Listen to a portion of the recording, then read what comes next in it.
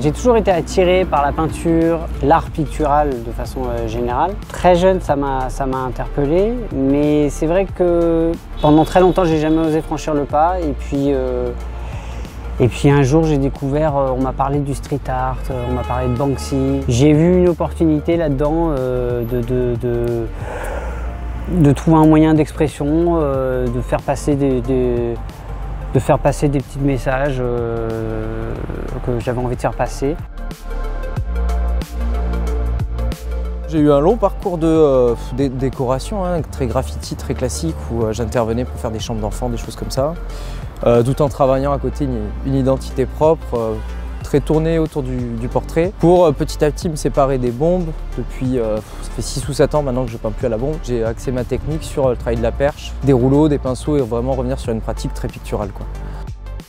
Sur la dimension technique, j'ai été autodidacte dans le sens où je travaille avec des outils qui me sont propres et j'essaie d'affiner, mais après sur les choix esthétiques, en tout cas, c'est clair que ouais, j'ai des références. En peinture classique, le travail de John Singer Sargent, par exemple, le travail des poses et des personnages qui est juste à couper le souffle.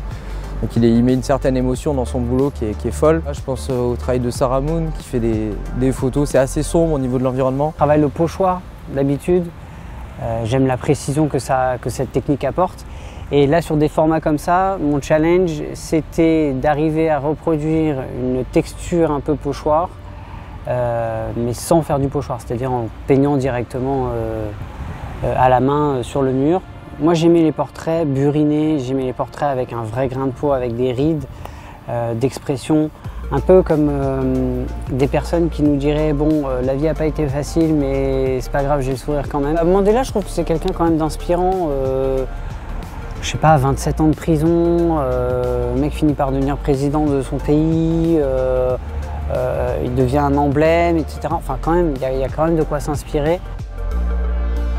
On a Joséphine Baker qui nous regarde. J'ai trouvé cette image d'archive sur internet qui me parlait beaucoup parce que je trouve qu'elle avait une certaine pudeur sur cette photo par rapport à son regard et son attitude qui est peut-être moins extravagante. C'est peut-être moins le visage qu'on connaît de Joséphine Baker et l'idée c'était justement de proposer cet autre regard de Joséphine Baker qui est quand même célèbre pour sa dimension festive et du spectacle. On a des personnages de nationalités différentes, avec des âges différents. Donc déjà, techniquement, c'est déjà un super challenge. Et au-delà de ça, le contexte dans lequel viennent se poser ces fresques, il est hyper intéressant. C'est une première fenêtre, une première ouverture sur la culture dans un quartier qui ne va pas forcément être amené à connaître aussi jeune ces personnalités. C'est bien de poser ces références-là et de l'amener d'une manière un peu plus surprenante que dans des livres d'histoire. C'est une résidence justement qui est particulière. On est sur des grands espaces en fait. Il y a un parc sur la partie arrière de la résidence. Tous les bâtiments donc, sont entourés de verdure. Donc, les bâtiments blancs aussi, c'était pour refléter, en fait, pour faire sortir la verdure, pour que le vert de la nature ressorte. Au contraire de ce qui est actuellement sur des couleurs pastel et passées, on va dire.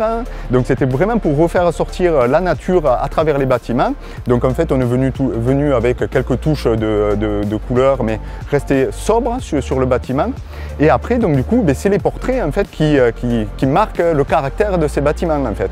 C'est vraiment pour renforcer, les mettre en avant chaque bâtiment et marquer une identité à chaque bâtiment également, avec un personnage différent par bâtiment. C'est vrai que c'est ce rapport-là toujours où tu te confrontes à une dimension et se dire comment je vais y faire face, comment je vais gérer ça. Mais au final, la recette, c'est toujours la même. Et peu importe le challenge qu'on a, à chaque nouveau projet, c'est des nouveaux enjeux, des finitions différentes, des murs différents, des galères différentes. De pouvoir exercer son art et d'en faire profiter des gens au quotidien, et y compris et que ça profite à tout le monde. Il y a quelque chose de très agréable à peindre pour les autres.